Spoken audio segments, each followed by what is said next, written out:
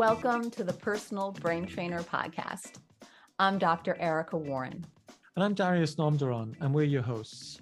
Join us on an adventure to translate the scientific jargon and brain research into simple metaphors and explanations for everyday life. We explore executive function and learning strategies that help turbocharge the mind. Come learn to steer around the invisible barriers so that you can achieve your goals. This podcast is ideal for parents, educators, and learners of all ages. This podcast is brought to you by GoodSensoryLearning.com, where you can find educational and occupational therapy lessons and remedial materials that bring delight to learning. Finally, you can find Dr. Warren's many courses at LearningSpecialistCourses.com. Come check out our newest course on developing executive functions and study strategies. This podcast is sponsored by DyslexiaProductivityCoaching.com.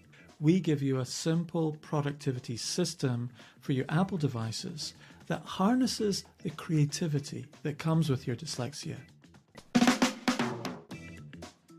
Good afternoon, Darius. I'm super excited about today's discussion on neurodiversity and executive functioning. What are your thoughts on this? Yeah, it's going to be really interesting to talk about the relationship between neurodiversity as a word, as a concept, as a movement in a way as well, and executive function and what the relationship between the two are. It's a great topic you've chosen, Erica. So what we're going to start off with? Well, let's just start off with some simple definitions because I think it just brings everybody up to speed. Executive functions, we often talk about the three players of working memory, inhibitory control, and cognitive flexibility. But basically, the set of cognitive skills enable us as individuals to regulate and manage our thoughts, our emotions, our behaviors in order to meet daily demands and to reach our goals.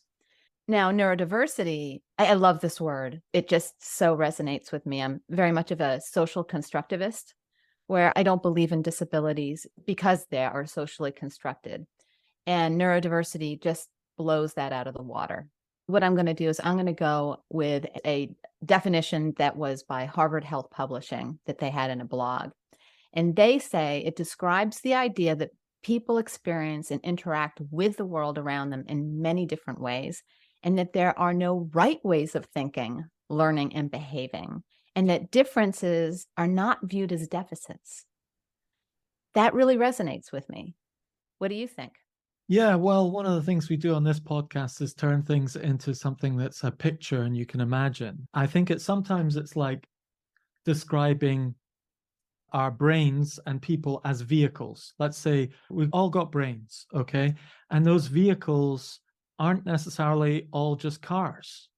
They have different sort of abilities, strengths, weaknesses, you might call them. You might say a truck is very weak at dropping off the groceries at the store and picking something up, but is great for delivering a huge amount of stuff to the back of the shop and reloading. So is that a weakness? No, it's a difference. So it's all about how you judge a person's abilities, essentially, in all of this. And so it's like, how do I judge a car? Does that vehicle serve me in my current circumstances? Maybe they're not a car. Maybe they're a boat. Maybe they're a plane. And so what would it be like taking your groceries to the shop in a plane?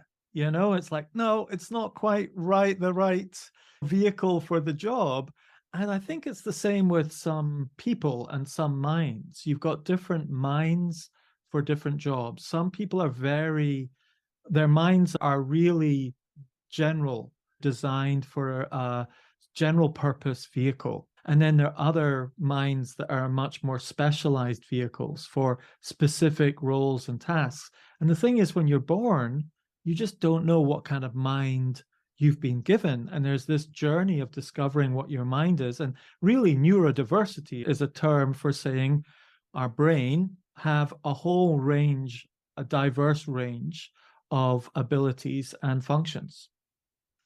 Yeah, and I believe that because we can't see the inner workings of the mind, we can't see how diverse people are. We assume that they're more similar to us. And so I think in the classroom, teachers often teach the way they learn because they think, oh, that's what works. If it works for me, it works for everybody. But unfortunately, it was really our faces are very simplistic. There are only so many features, Yeah. right? Yet you walk down the streets of New York City and it's amazing how everybody looks completely different, right? Yes. And that's just a limited number of features. If you look at the brain, it's extraordinarily complex and it has many different features that interact with each other. So even twins, for example, have similar cognitive makeups, but they're completely different Yeah. because it experience all sorts of things make us different. I have a student that I worked with, and she's an identical twin, and she has dyslexia, and her twin doesn't. And they go to the same school, in the same classes, and you can actually see, compare. So they're in the same context, raised by the same parents with the same aspirations, same time studying, same teachers, same everything. And you can see it so clearly. And she just had this wonderful interview with her at the end of basically 3 years of working with her. She really overcame so much stuff. But they're identical twins, very different minds, same levels of intelligence, same levels of ability, but one had dyslexia and one didn't. And so she started to become self aware early on and saying, what's wrong with me? There's something wrong with me, and really hit the rock bottom. But once she started to understand her brain, she started to work with her strengths rather than fixate on her weaknesses. Then she actually started to beat her brother in the class, which is what her main thing was. You know, she's very academic. But that's a nice little case study of how important it is to become self-aware in this. Absolutely. And it's funny that you mentioned twins because it's amazing how many twins I've worked with, both identical and fraternal. And yeah, I really don't notice similarities at all. And within families. So when I first meet with families, I give everybody a processing profile because I want to see how they process. Because again, mom's always going to push the ways that work for her, and dad's going Yeah. to push the ways that work for him. And I want them to see how neurodiverse everybody is in the family unit, Yes. even though they're related, because there's an even greater assumption within a family that your children need what you needed.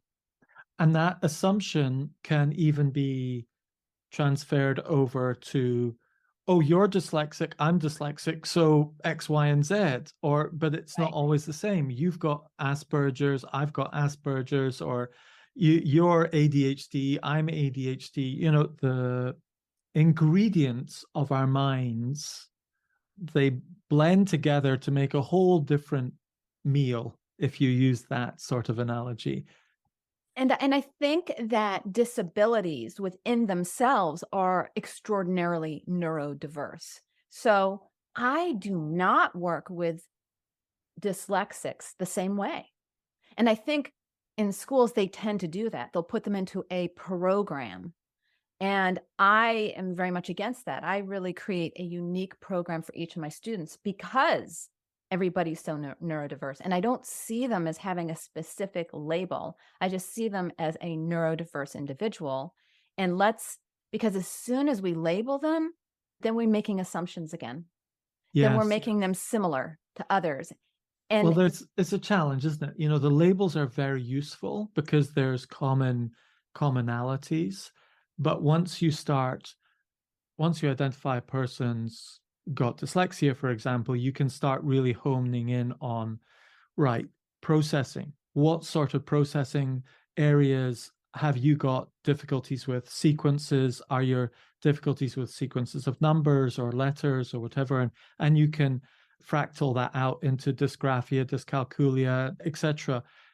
And so let's just break this down. So on the big umbrella is neurodivergence. We are all different. But then again, we're not all so different that we don't have commonalities. So you can find common themes between neurodivergence, where, for example, you can see that some people have some autism, some people have some dyslexia, some people have some ADHD.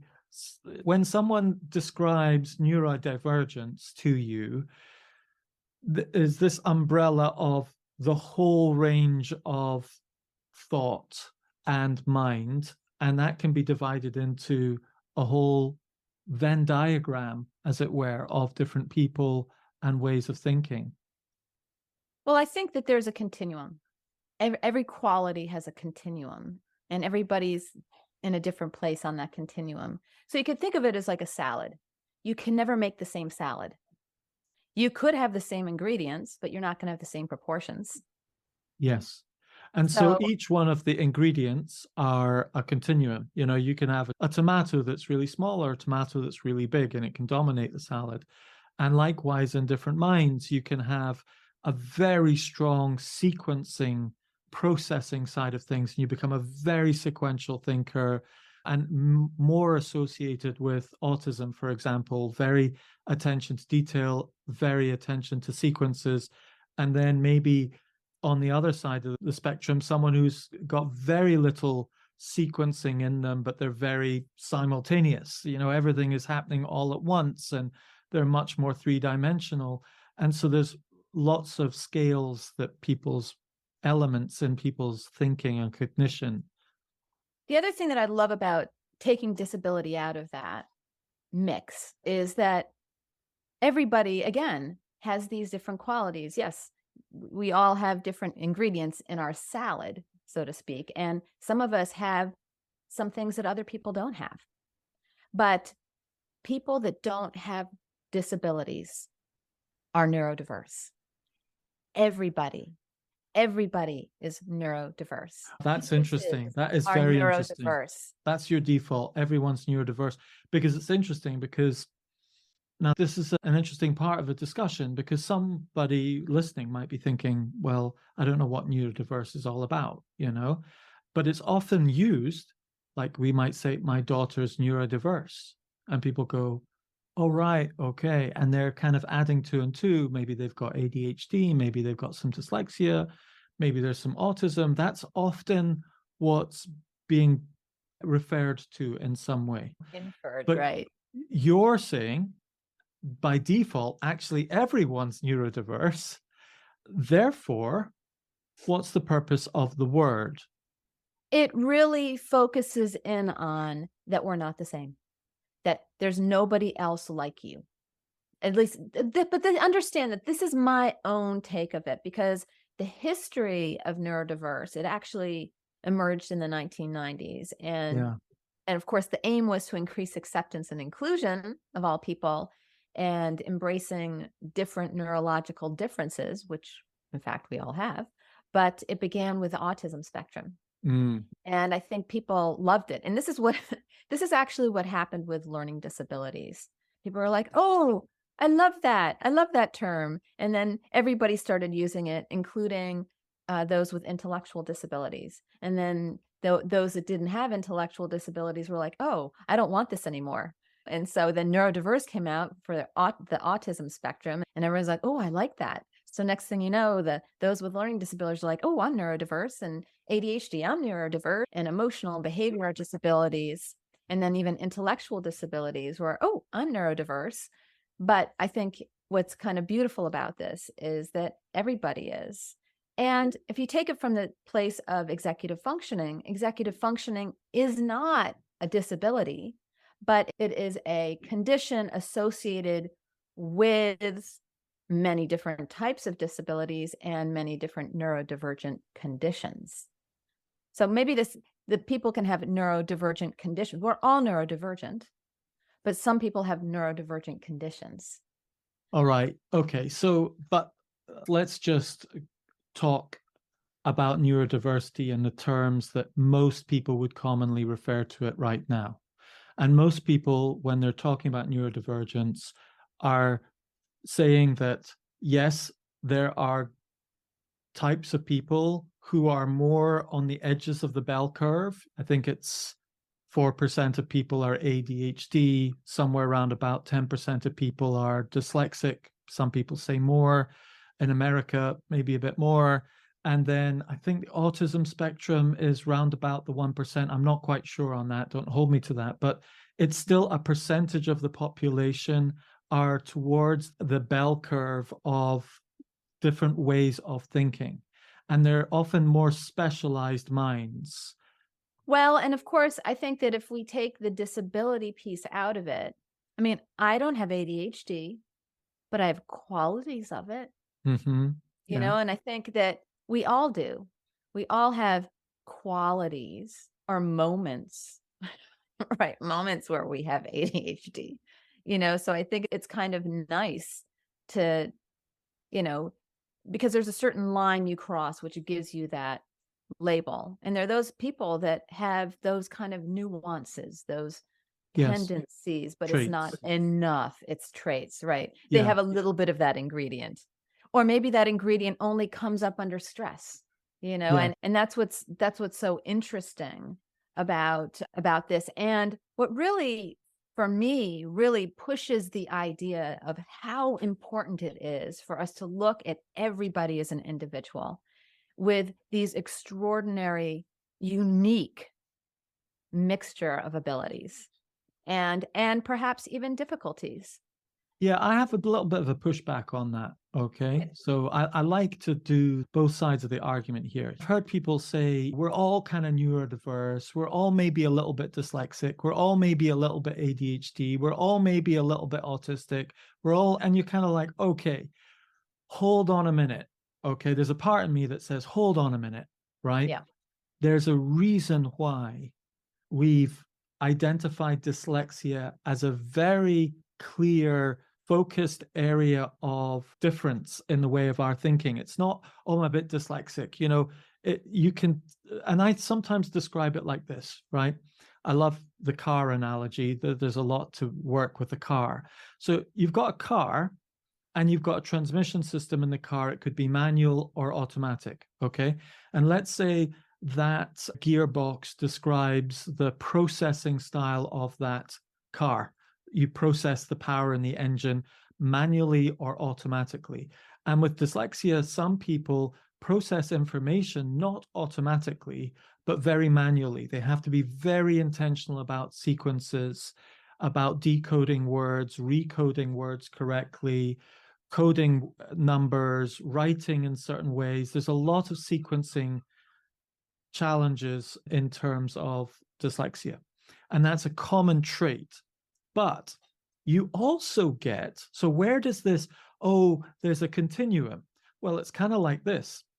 You've got some cars that have 4 gears in them and they're manual.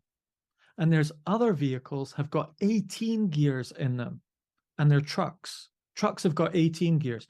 Both are dyslexic in my story, okay, in this analogy. Both are manual, they're dyslexic, but the 18 gear needs a whole different driving style to drive that mind compared to the 4 gear. You can't just hop straight out of a 4 gear car, go into an 18 gear truck and teach the 18 gear truck to drive the truck on the road safely. It's not the same. So, but you can take it the other way. What if you're an automatic mind? Okay. You get different kinds of automatics. You get the Tesla. The Tesla is so automatic, you don't even feel the gears going up. It's just one gear, power, sheer power, and that's it. I love it. And then there's like an automatic car. You've got, it just goes up the gears and you can feel it going up. So it's still geared, but automatic. Then you've got a semi-automatic car where you use the paddles and you choose a gear to go up into and down. So the clutch is automatic, but the gear choosing is not. And so you've got the spectrum, but one is still dyslexic and the other is not. Now, Well, there's a gray area in between, but a very small gray area in between. But, you know, that there is a clear difference there. yes. And I hear what you're saying. And we need these labels, if we want to call them that, because they provide reasonable accommodations. In the United States, if you have a diagnosis, then you are granted reasonable accommodations so that the teachers are required to give you the support, and they're required to teach you slightly differently. Technically, they are required to do that. It doesn't always happen. Yes. And then, of course, there are those professionals that have really studied these different disabilities and have come up with approaches that generally work very, very well with that population of learners. So yes, I see that there is a need to understand the commonalities. And when I work with a student that has dyslexia, and I have it too, I welcome them to the dyslexia club. I give them a high five. I'm like, welcome to the dyslexia club, because we do process differently. Yeah. And, Brock and Burnett's The Dyslexic Advantage is a great book, which really talks about the gifts of dyslexia. In other words, those with dyslexia are better at some things than people that don't have dyslexia. For example, architects that are dyslexic tend to be outstanding. And I remember learning about a firm that would only hire dyslexic architects. Isn't that interesting? So there is that piece within neurodiversity which encourages the general population to, instead of focusing on what's wrong, it encourages people to focus on what's right. Absolutely, I agree. And I know I've skewed the conversation towards dyslexia here, but the same thing applies to ADHD. There are core things within ADHD that are commonalities that are very specific to ADHD, especially in the realm of inhibitory control and focus, and often working memory, but often more around inhibitory control. So what's interesting with Brock and Burnett, they're bringing up their second edition at the end of February. I've read a bit of it in advance because they're going to come on to my other podcast, Dyslexia Explored, to discuss it. What I really love about that is they regard it as a trade-off. So if you're a manual car, you've been designed as a manual car because the resources you'd have spent on making it automatic have been gone into the big winch that's mounted on the front of your pickup. And you never really notice the winch when you're at school, but once you get out into the real world, you're pulling people off cliffs left, right, and center, etc. But it's not part of the school's curriculum in terms of teaching a kid to drive their mind, as it were. I think the analogy of vehicles is quite a helpful one because you've got family sedans, you've got cars that are everyday cars, but they've got 7 seats in them. You've got some that are, all kinds of different kinds of cars, but they fit within some critical categories, as it were, that make them suitable for some environments and less suitable for others. And the key thing with neurodiversity, I think, is not just the accommodations, but is the self-awareness of what your particular way of thinking is and your way of working needs to be. And in Scotland, we have this legal term called way of working. Actually, in the UK, it's a legal term, which basically means educational establishments are required by law to examine and teach a child or a person according to their way of working. And it's an interesting loophole, actually. I did a whole podcast episode on this with a lady who got an MBE from the Queen who really worked on this in Scotland. And what happens is you've got a way of thinking, and then you've got a way of working, and they're not the same. So there's a lot of people who have got a specific way of thinking, but they're taught a way of working that doesn't suit their way of thinking. And you're not required by law in Scotland and the UK to teach someone according to their way of thinking. You're required to teach them according to their way of working.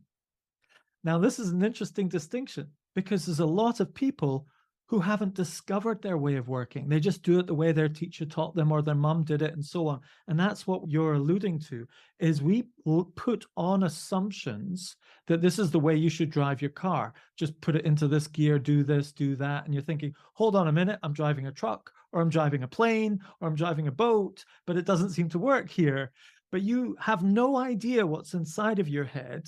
So you've got to kind of discover what vehicle you're driving to learn your way of working. And once you've discovered your way of working, it's just, life is so much better. Yes, it is. You're validated. You're validated. You know, I think. No, I don't even mean validated. I don't care what other people think per se, but I start to work properly because it's like, oh my goodness, that's the way my brain works. I have a way of working. Oh, that works with my brain. Great. Now life is so much better because I'm working with my mind rather than against it. It reminds me of my dissertation, where I interviewed individuals there were college students that were diagnosed with learning disabilities for the first time in their life in college. And I wanted to see how it impacted their sense of self. And it was profound. And that's why I used that word, validated. Their cognition was validated. They were vindicated. They used such powerful words. They were able to shed all sorts of negative labels because they now understood their cognition better. And it really leads me to something that I created for my private practice and have worked on over 20 years. And I initially called it the eclectic learning profile. It's now been changed to the student processing inventory. But I really look at 12 different ways of processing.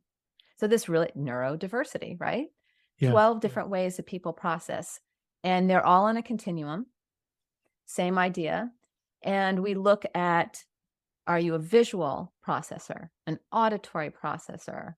And of course, we are all of these on the continuum. Some are very, very little, or maybe even really been exposed to it. But anyway, we'll go through it. So it's visual, auditory, tactile, kinesthetic, the common ones that people think of for multisensory. But then I bring in processing areas of sequential and simultaneous. And then I bring in some of Howard Gardner's multiple intelligences of reflective or logical, and then verbal, being able to process out loud. And then I have indirect experience, which is vicarious learning or demonstrations, direct experience where you're actually living the experience, and then rhythmic melodic, which are really interesting individuals that really kind of think to a rhythm or a beat. And that really engages their cognition. But it's really helpful. And this is something I give to everybody. And this is the profile that I give to the whole family unit so that they can see the neurodiversity within their family. But it's also really helpful for teachers to see how a student processes, because initially when I work with a student, it's such a great way for me to learn how to connect with somebody. So if I see somebody is a visual and a sequential learner, then I give them strategies that are visual and sequential, and we connect. They like me, I understand them, and then when they trust me, I say, let's try some other ways. Because ultimately what we want to be is, we as an individual want to be neurodiverse. We want to have diverse ways of processing. So the more we can process in each of the different 12 ways of learning, the more we can accommodate our environment. Because if our environment expects us to learn a specific way, we can recognize it and say, oh yeah, I can do that. And I can do it and I will do it, but I'm also going to reprocess it my way. But it gives you that sense of flexibility, but it also gives you that kind of ownership of, that doesn't really work for me, but this does. And this is how I do it. And this is how I can do it. An example of that would be, someone is a very sequential teacher.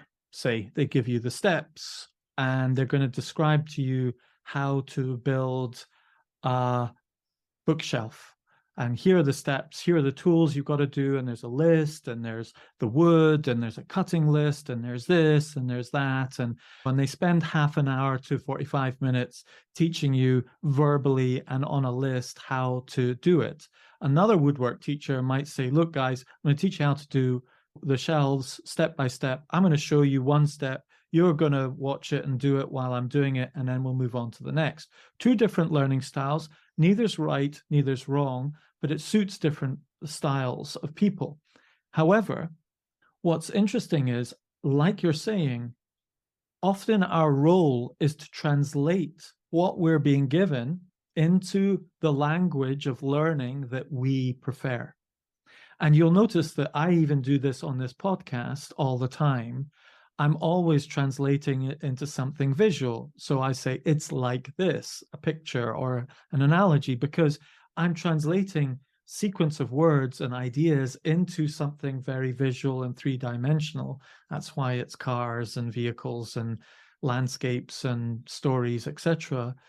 But that's a process of translating it into your language, of processing it. And you can't always expect everyone to speak your language, but you need enough of everyone else's language to get the gist of it, to then translate it into yours and really digest it. And what's so beautiful about this is I think executive functioning and executive functioning training can be such a wonderful way to accommodate neurodiversity, because Absolutely. part of executive functioning training is helping people to understand how their brain works. It helps them to break down complex tasks into smaller, manageable steps. I like to call them like micro goals. And we've talked about that in past episodes. Also, executive functioning training can help you with that self-reflection, and it can help you with metacognition. I love metacognition. It's the awareness of your own cognition. Well, how do you do that? Well, you can do that by understanding your brain better, by taking these types of inventories or resources, but also just learning what metacognition is and learning how to use those tools of our mind, like our inner voice and our inner visuals. In fact, our inner voice and inner visuals, as we've talked about, is a part of working memory. And what is working memory? The number one indicator of academic success. But the more we learn how to use those tools of our inner voice and our inner visuals, but if we don't even know what that is, we're so far away. And that's what executive functioning training does, at least in my view. And I think you and I talk a lot about that and how to strengthen those different areas of executive functioning, which really does accommodate the individual within neurodiversity, but also helps that individual understand how neurodiverse everybody else is.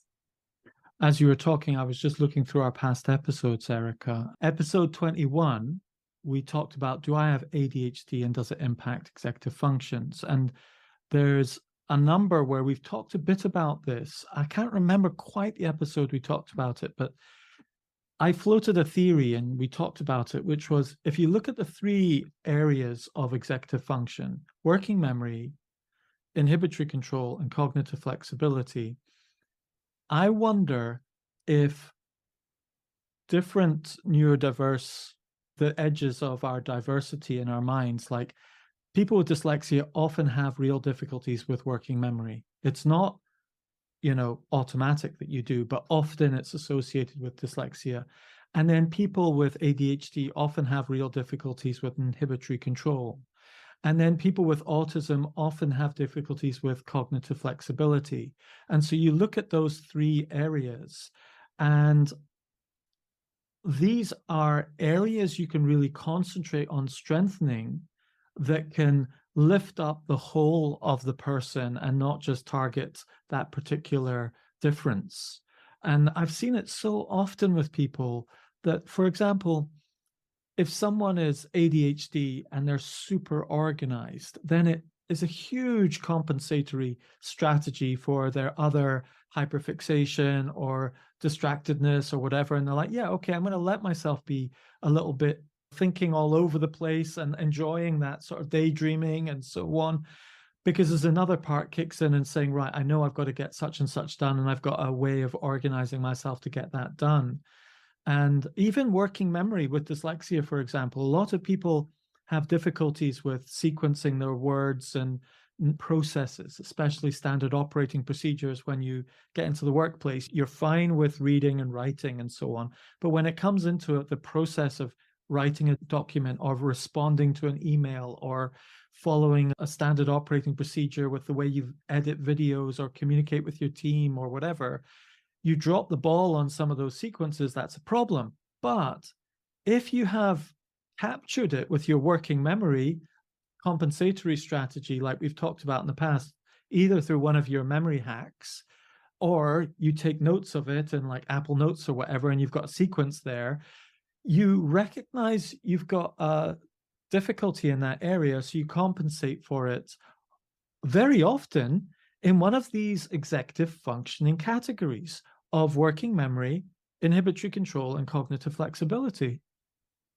Well, study strategies is a part of executive functioning, because what Absolutely. you're doing is you're kind of taking control and you're using strategies. And the more awareness we have of our cognition, the other thing is the more compassionate we can be with ourselves, which is really important, because I think a lot of struggling learners really beat themselves up. Yes. And then they become just that negative inner voice becomes the biggest discouraging piece. And it can lead to a form of, learned helplessness, Yes. which is scary. That's a place that you just don't want to be. That's episode 15, Learned Helplessness, Erica. That was a great, great episode. In terms of being self-aware, there's two ways to approach this with neurodiversity. Sometimes, and talking about the learned helplessness, sometimes you can go to the side of, oh, well, I'm like this and I can't do this and I can't do that. And actually, what I found is, and there's sometimes I'm thinking, oh, I just can't write. I can't organize. I can't do this report or this writing. My wife can do it effortlessly in like 15 minutes. And I take like 3 hours spaced over 3 weeks because I'm putting it off so much that it just takes forever. And it really gets in the way of business sometimes, because I put off writing copy for my website, for blogs, for promoting things on emails. I've actually got a confession to make. I've got an email list of like 12,000 people who absolutely love getting my emails, but I don't send very many emails now because it just so overwhelms me sometimes to saying, is this communicating it right? Is it? And often I just overthink it and I just need to send out a message and that's it. It's not what my wife would send as refined, but something is better than nothing. But that's my own personal confession on that one. Where am I going with this? Where I'm going with this is that once you start understanding the way your brain works and what vehicle you're driving, you can have compassion for yourself and you can start working with your strengths and not expecting yourself to be able to do absolutely everything. If you're a Ferrari, you should not be saying to people, right, I'll pick up that pallet load of wood and lob it in the back of the car and deliver it to you. No, you're meant to pick up one person in the second seat in the car and get there somewhere really fast in style. And that's what you're good at. Leave the delivering of the pallet wood of stuff to the person who's got a wonderful pickup truck of a mind, who wouldn't be any good on a racetrack, etc. Just learn who you are and what you're meant to be doing. Yeah. And what it does also is it really enables you to feel more confident about delegating. Yes. Delegating to other people that do have those strengths, creating an awesome team, I think, and then also using technology to accommodate. So you can use technology, and I know that you do, to help you write copy of some kind. And I do as well. And that can be really, really freeing as well. So that there are many ways that we can accommodate ourselves. And technology is so interesting. We should dip into that a little bit, because it can hit all of the different ways of processing, right? Technology can make things more visual. Oh, they can make things more auditory, podcasts. They can make things more tactile with maybe touchscreen technology. So for the ways that you don't necessarily process so well, you can get these technology supports like digital organizers, task managers. There's so many different apps that can help you. And we have both been having a lot of fun with the Apple Notes. That's a pretty big one. You convinced me completely now, and I'm absolutely loving it. Oh, It's tell really, me really more. 'Cause we mentioned it in the last podcast, but what have you been doing with it out of interest? just use it for everything, but I can find things really quickly and easily. So it's nice. It could be a list of things that I want to take on my vacation. And then I think, oh, that's so good because the next time I go on a vacation, I can find it. Right. Or it might just be my to-do list, or I'm putting in a new generator. And so all the information about generators go in there. You can put in live links. So then I can find that website again. But it's just so quick and easy to find things because I open it up and I just put one keyword in and boop, pops up. There it is. And then you showed me that magical strategy that was bothering me because I thought it was a limitation in the program, and it wasn't, which is that if I hover over an item, I can then reorder them because I really like to prioritize things so that things that I need to do now go on the top. And now I can reorganize them, which is making me feel much more comfortable. Not that I'm a sequential learner. I just like to see what I need to do on the top because otherwise it can get lost. Well, isn't it interesting that you're talking about these different processing styles, right?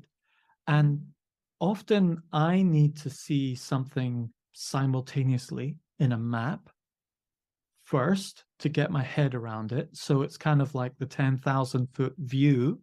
And then I need to put it into a list in the right order, very sequential, which is the ground view, what's next on my path step by step. And often I need to flick between the two. I need to go up to the helicopter view, get my orientation, look at the map of where I am, orientate myself and say, yeah, I'm still on the right path. Let's go back to my list, keep working the list, tick, tick, tick, tick, tick, etc. So it's not to exclusion. Often it's also to do with in what order do you do it?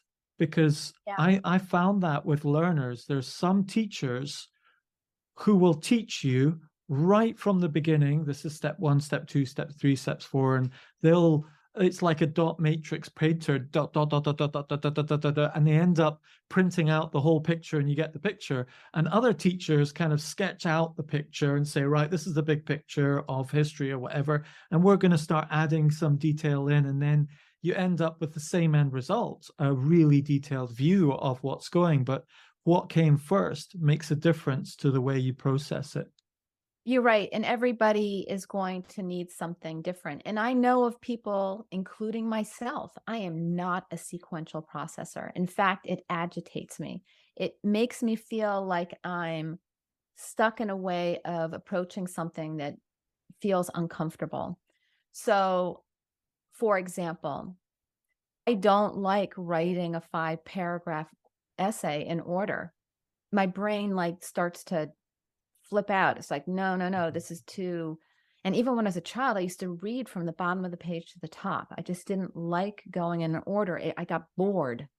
And it's funny, and that cognitive inflexibility of mine led to some other ways of processing. So I often teach students, or I'll evaluate, is it helpful to write an essay from the introduction to the conclusion, or do you just get ideas? And if that's the case, then I kind of teach them to write backwards. So instead of writing from main ideas to details, we can write from details to main ideas. So we put down all the details and we categorize them into likenesses. And then I just call it writing backwards because in a way it is, but it's a different way of processing. So I think you're absolutely right.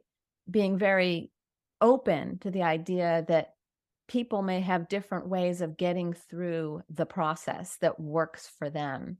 But I think another thing that's really important to point out when accommodating these neurodiverse students or even workers is we want to be also attentive to giving alternate forms of assessments, whether you're in school or whether you're in work. Some really matter of measuring whether they have the knowledge.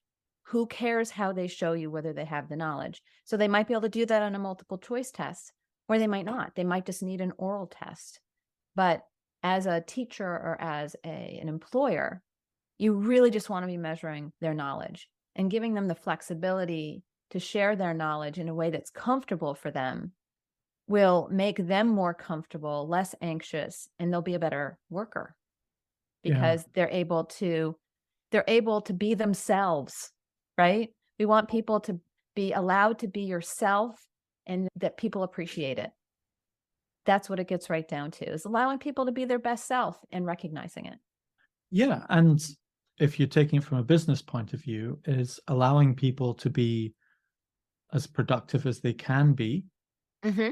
And the best way is often to work with their way of thinking, which Yep. develops their way of working, which ends up with being productive. I've got an example of what you just described with the oral tests. Got a client, shout out to Janet Scott, who is a doctor consultant in Scotland, and she got 2 degrees in Oxford. And Oxford as a university, it's a very old university, does a lot of assessments orally. And so very much like a PhD type assessment, but they still do it at undergraduate level, a lot of oral assessments, which is very inefficient. And these multiple choices have been brought in because they're more efficient for the markers to get a reasonable idea of whether you've got an understanding or not, but they're not necessarily accurate as to whether you've got the understanding or not, because often an oral test, you can see someone and you can go, ooh, you don't actually know your stuff. You say all the right words, but you don't know your stuff.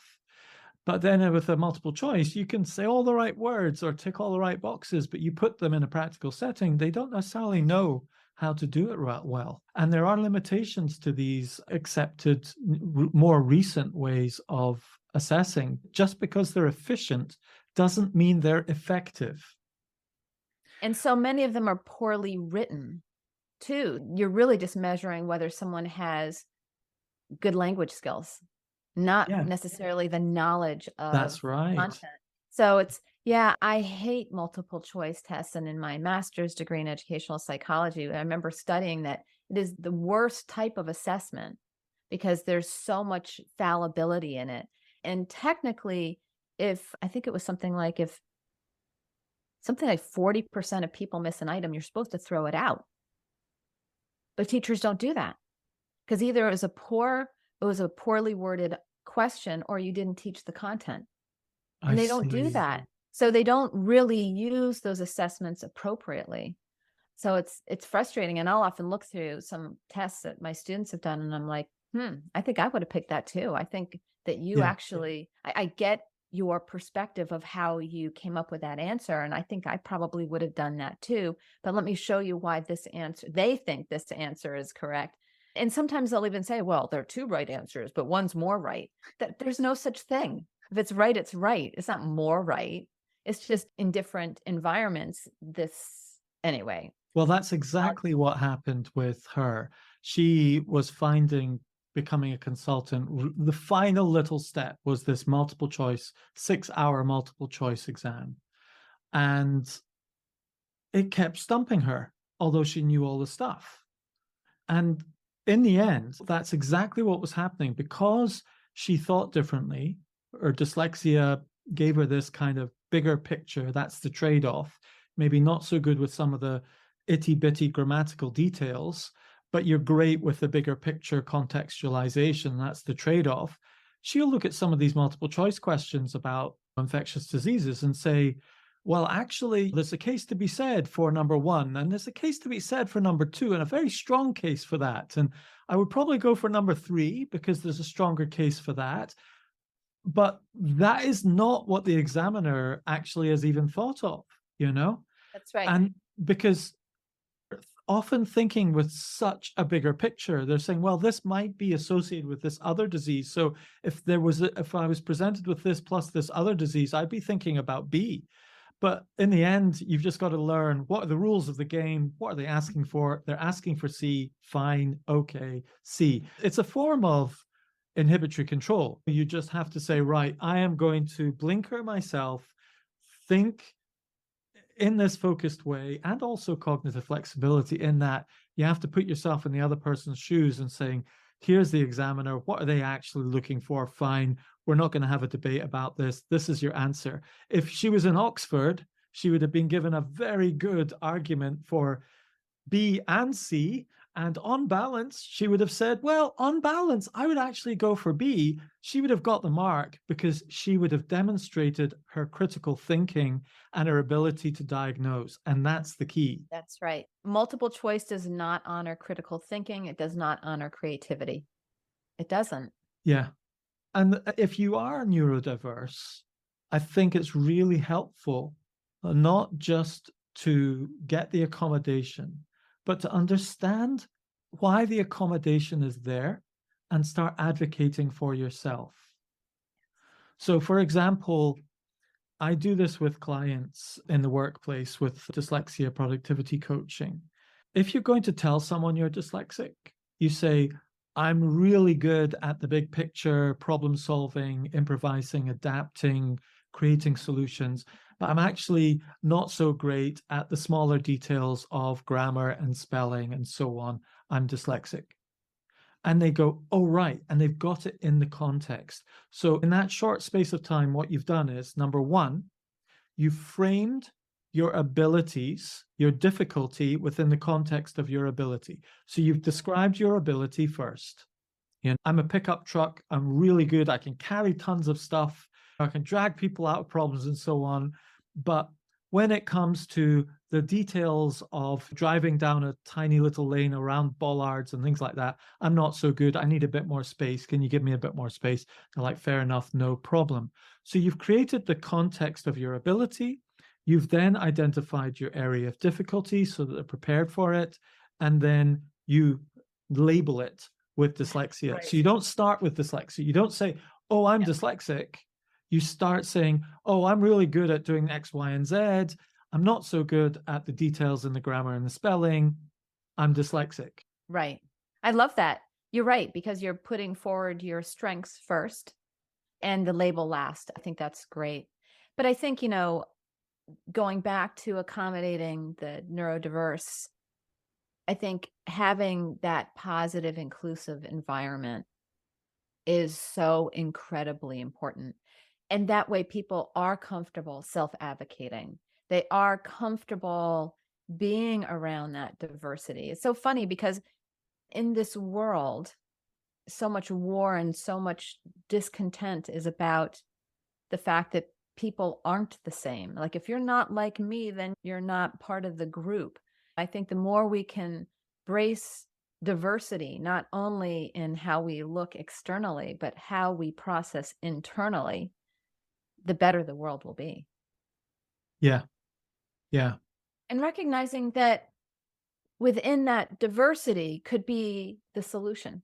That's what evolution is all about. Yes. So perhaps some of these quote unquote disabilities are just really the world creating diversity so that we can ultimately survive. Absolutely. I totally agree. And I think there's probably a good reason to have those proportions of these different ways of thinking. You know, why is there 10% of people with dyslexia, 4% with ADHD, and so many percent with Asperger's or with autism? And it's probably because you kind of need that proportion within a team or a village or a community or a tribe. You look at NASA, you know, they're like 40% dyslexic, 40% autistic, and then 20% typical thinkers, because they need the dyslexics for the big multi-direction thinking, big picture, and then the autistic, some very detailed, systematic, don't change anything, let's just stick on this track and go in this direction and really get stuff done to a detailed level. There's a whole range and mix, and I'm generalizing here, of course, and that needs to be said. I'm generalizing, but there is a reason why these proportions are in the mix, baked into evolution. You know, it's like a pinch of salt is better than a whole bowl full of salt, and like a pinch of autism with a spoonful of dyslexia and a whole heap full of flour of typical thinkers per se, you get a beautiful mix. But it's not just all flour either, is it? There's sugar in there, there's all sorts in different proportions. Yeah.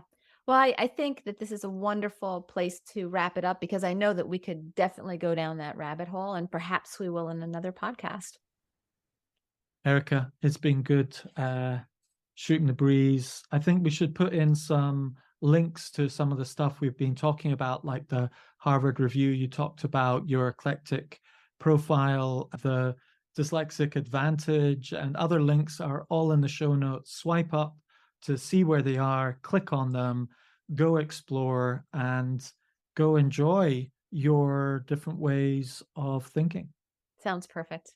Thanks, Darius. See ya. Bye. Bye. Thank you for joining our conversation here at the Personal Brain Trainer podcast. This is Dr. Erica Warren. And Darius Nomduron. Check out the show notes for links to resources mentioned in the podcast. And please leave us a review and share us on social media. Until next time, bye. Bye.